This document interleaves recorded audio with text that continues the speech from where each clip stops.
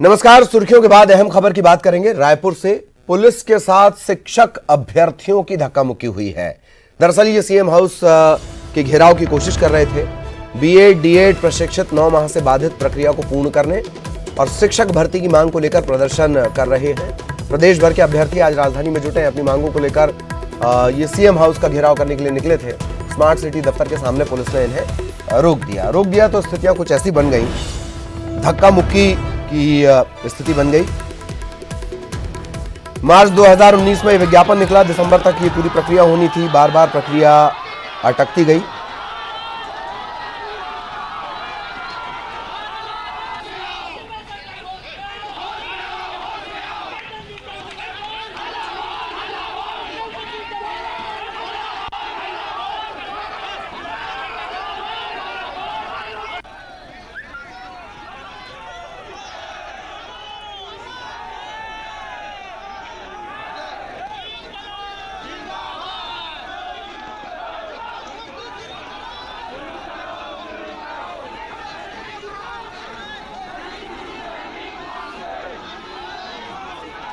तो ये तस्वीरें तमाम अभ्यर्थी सीएम हाउस घेराव के लिए निकले हुए थे और आप देखिए कि किस तरह से यहाँ पर हंगामा बढ़ गया है। सीएम हाउस घेराव की कोशिश थी और अभी ये हंगामा जो है वो भगदड़ में तब्दील हो गया है।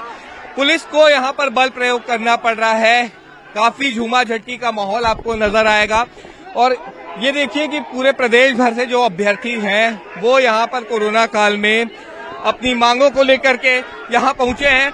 क्या कहेंगे, ये जो चल रहा है आपका पुलिस ने रोक लिया है फिलहाल? ये जो बिल्कुल प्रशासन के द्वारा हमारी जो आंदोलन को कुचलने का प्रयास किया जा रहा है, हमारी जो आंदोलन है जिसको हम गांधीवादी तरीके से हम सीएम हाउस घेराव करने जा रहे थे, लेकिन पुलिस हमको रास्ते पर ही रोक रही है, जिसके कारण ये झूमा झटकी वाली स्थिति हो रही है। पुलिस हमें जबरदस्ती रोक रही है। सर, हम बस इतना ही चाहते हैं मुख्यमंत्री जी से कि हमारे जो अपात्र लिस्ट है वो निकाल दिया जाए और हमको नियुक्ति जल्द से जल्द दिया जाए।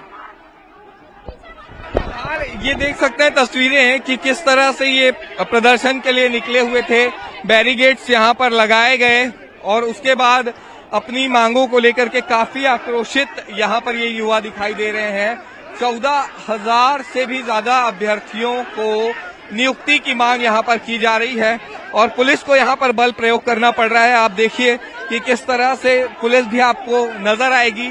सीएम हाउस घेराव करने के लिए ये तमाम अभ्यर्थी निकले हुए थे, लेकिन फिलहाल जिस तरह की स्थिति देखने को मिल रही है, तनावपूर्ण माहौल है, पुलिस को मशक्कत करनी पड़ रही है और फिलहाल ये अनिश्चितकालीन धरने पर है। धरने का आज पहला दिन और पहले ही दिन इन्होंने घेराव करने की कोशिश की सीएम हाउस का और उसके बाद अभी पुलिस ने रोक लिया है। पुलिस को बल प्रयोग करना पड़ा है और नियुक्तियों को लेकर के फिलहाल प्रदेश का माहौल गर्म है और बवाल मचा हुआ है। कैमरा पर्सन सुरेश पासी के साथ देवव्रत भगत, न्यूज़ 18 रायपुर।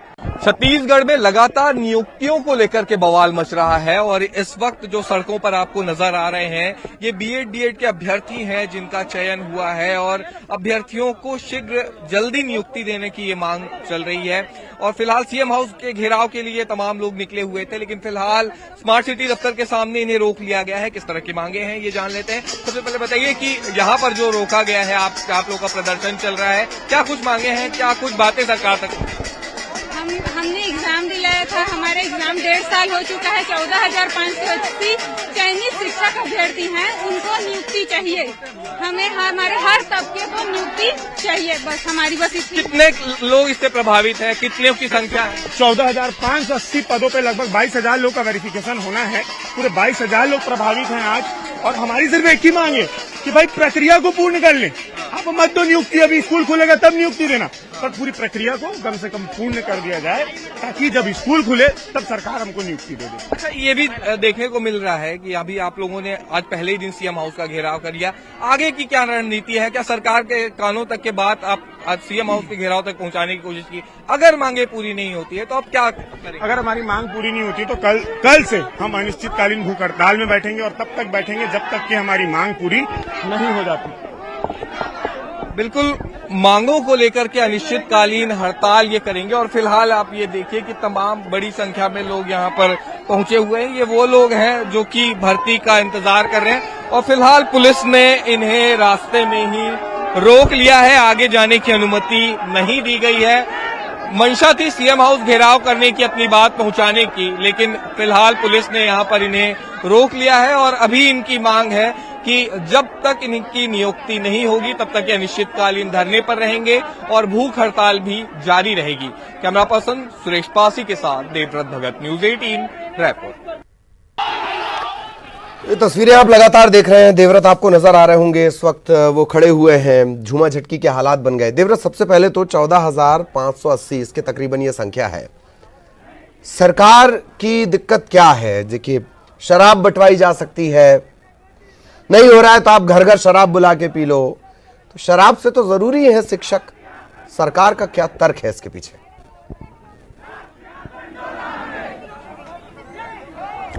जी बिल्कुल, वैसे भी छत्तीसगढ़ शिक्षकों की कमी से जूझ रहा है और अगर ऐसे में हम बात करें, शिक्षकों की दरकार है, जरूरत है। 14,580 अभ्यर्थी हैं और फिलहाल अभी ताजा जो हालात हैं यहाँ पर मैं आपको दिखा दूं। ये तमाम जो प्रशिक्षणार्थी हैं, अभ्यर्थी हैं, वो अभी तक डटे हुए हैं क्योंकि कोशिशें जारी थी, मान मनोबल की कोशिश भी की गई, लेकिन बावजूद वो कोशिशें काम नहीं आ रही है। पुलिस और प्रशासन के तमाम लोग मौजूद हैं, वो भी एक कोशिश कर रहे थे कि उनकी मांगे जो हैं वो लाई जाए। लोगों से इनसे ही जान लेते हैं। अभी काफी कोशिश की गई आप लोगों को हटाने के लिए, और तो अभी अब क्या कह रहे हैं आप लोग? हमको सिर्फ नियुक्ति चाहिए और जब तक नियुक्ति नहीं मिलेगी तब तक हम नहीं हटने वाले। प्रदर्शन आप लोग कर रहे हैं, सीएम हाउस का घेराव जी, सीएम हाउस का घेराव करने की कोशिश की गई जी, लेकिन फिर क्या कहेंगे अभी? पुलिस प्रशासन हमको जाने नहीं दे रही है, पर हम यहाँ से जब तक नियुक्ति नहीं मिलेगी तब तक यहाँ से उठेंगे ही नहीं। ये आप देखिए, ये तमाम अभ्यर्थी जो हैं वो बीएड डीएड प्रशिक्षण प्राप्त अभ्यर्थी हैं और ये तमाम लोग अपनी मांगे लेकर के यहाँ पर पहुंचे हैं। आप कहाँ से आए? मैं मुंगेली से हूँ सर। ये बताइए कि कब से इंतजार कर रहे थे? सर, ये पूरी प्रक्रिया 20 महीने से ज्यादा हो गई और हमारा वेरिफिकेशन हुए अभी तक 9 महीना हो गया। न पात्र सूची जारी हो रही है, न व्याख्याता संवर्ग की जो सूची है, फाइनल सूची है, वो जारी नहीं हो रही है। सरकार के लिए सब काम हो रहा है, सिर्फ शिक्षक भर्ती का काम रोक के रखे हैं। फिलहाल जिस तरह से ये भी देखा गया कि यहाँ पर झूमा झटकी जैसी स्थिति बनी और उसके बाद पुलिस प्रशासन ने काफी कोशिश की, बल प्रयोग करना पड़ा, मान मनोबल का दौर चला, लेकिन फिलहाल ये डटे हुए हैं और प्रशासन के लोग भी यहाँ पर मौजूद हैं और ये कोशिश की जा रही है कि एक तरह से इन्हें मनाया जाए, लेकिन फिलहाल वो कोशिशें काम नहीं आ रही है और फिलहाल ये लोग डटे हुए हैं और तब तक रुकने वाले हैं जब तक इनकी मांगे पूरी नहीं हो जाती। और फिलहाल अनिश्चितकालीन हड़ताल का ऐलान तो इन्होंने कर ही दिया है और कल से भूख हड़ताल पर भी ये तमाम अभ्यर्थी बैठने वाले हैं। जी। चलिए, बहुत बहुत शुक्रिया आपका देवव्रत, और सभी की तकलीफें भी हमने दिखाई। हो जाता है, सत्ता में आने के बाद शराब और शिक्षा, इनकी प्राथमिकताएं शायद बदल जाती हों। एक बड़े ऐलान की तरफ हम रुख कर रहे हैं। सीएम शिवराज सिंह चौहान ने बड़ा ऐलान किया है। नगरीय क्षेत्रों में प्रॉपर्टी की बिक्री और खरीद पर सेस, जो उपकर होता है, वो घटा दिया गया है। 3% के स्थान पर 1% सेस लगेगा, उपकर। सीएम शिवराज सिंह चौहान ने बयान दिया है, कोरोना के चलते आर्थिक गतिविधियों को बढ़ाना है जरूरी। हर व्यक्ति का अपने घर का सपना होता है। प्रदेश में रियल एस्टेट में कारोबारी गतिविधियां इसके चलते बढ़ेंगी। ये रियायत 31 दिसंबर 2020 तक लागू रहेगी।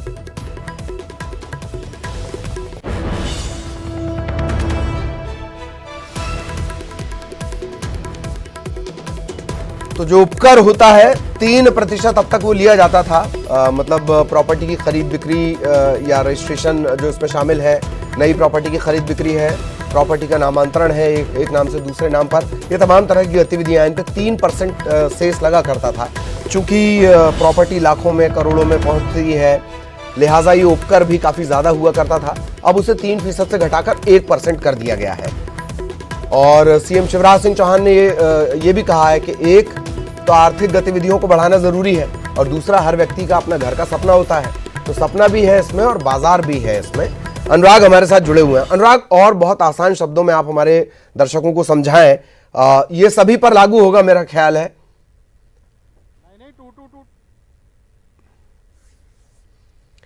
चलिए, अनुराग से हम संपर्क करने की कोशिश कर रहे हैं और ये एक बड़ा ऐलान। अनुराग, आप तक मेरी आवाज पहुंच रही हो तो बताएं, 3% से 1% किया गया, कहां कहां किस किस सेक्टर में इसका फायदा मिलेगा, रियल एस्टेट में ही खरीद फरोख्त जो प्रॉपर्टी की होती है उस लिहाज से। अनुराग।